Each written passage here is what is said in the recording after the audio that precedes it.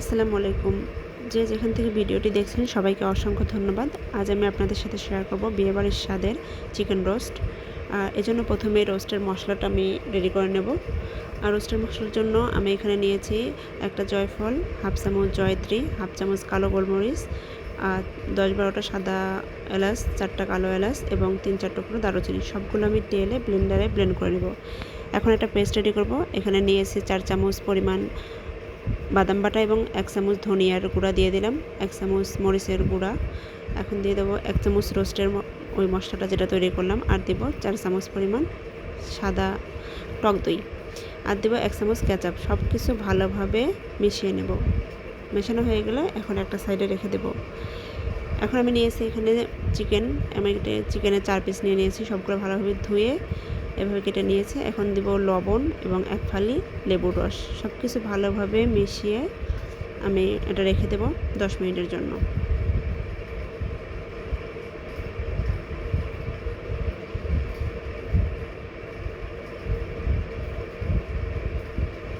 এখন আমি ভেজে নেব। এজন্য প্রথমে একটা কড়াইতে তেল দিয়েছি। গরম হয়ে আসলে একটা একটা করে চিকেন সবগুলো দিয়ে দেব। ভাজার সময় অবশ্যই জালটা হাই ফ্লেমে রাখতে হবে এবং 1 পিঠ হয়ে গেলে 2-1 মিনিট এর মধ্যে হয়ে যাবে। উভয় পাশে 2-1 মিনিট করে ভেজে নিতে হবে। ভাজা হয়ে গেছে, এখন আমি এগুলো উঠিয়ে নেব। এখন ওই একই প্যানে দিয়ে দেব 1 চামচ পরিমাণ ঘি।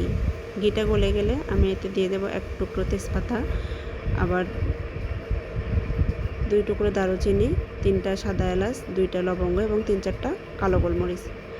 মশলাগুলো একটু ভেজে যখন ঘ্রাণ শুরু হবে এই সময় দিয়ে দেব আমি পেঁয়াজ কুচি।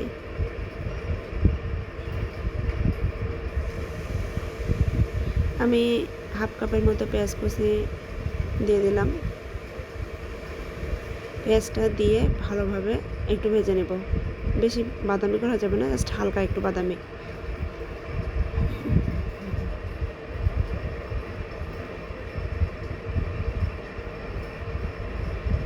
এখন দিয়ে দেব আমি 1 চামচ পরিমাণ আদা এবং 1 চামচ রসুন বাটা,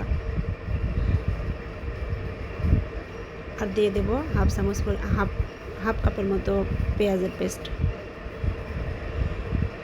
সব কিছু দেওয়া হয়ে গেলে ভালোভাবে একটু ভেজে নেব।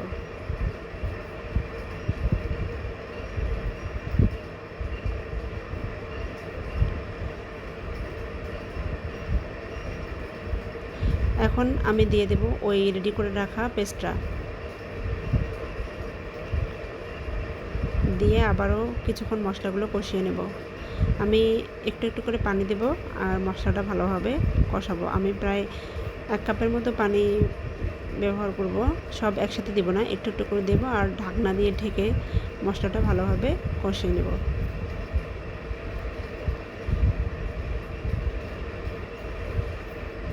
এখন দিয়ে দিলাম স্বাদমতো লবণ।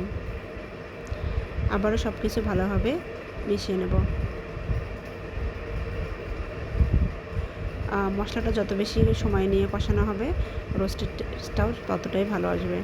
আমি আবারও কিছুটা পানি দেব, পানি দিয়ে ঢাকনা দিয়ে ঢেকে আবার একটু কষিয়ে নেব। তেলটা উপরে আসছে, এখন আমি দিয়ে দেব চিকেন।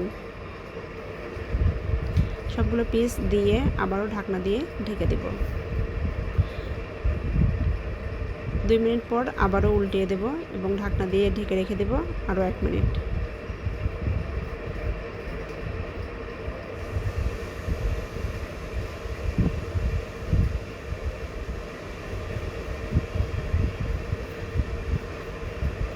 এক মিনিট পর এখন আমি একটু নেড়ে ছেড়ে দিয়ে দেব হাফ কাপের মতো পানি।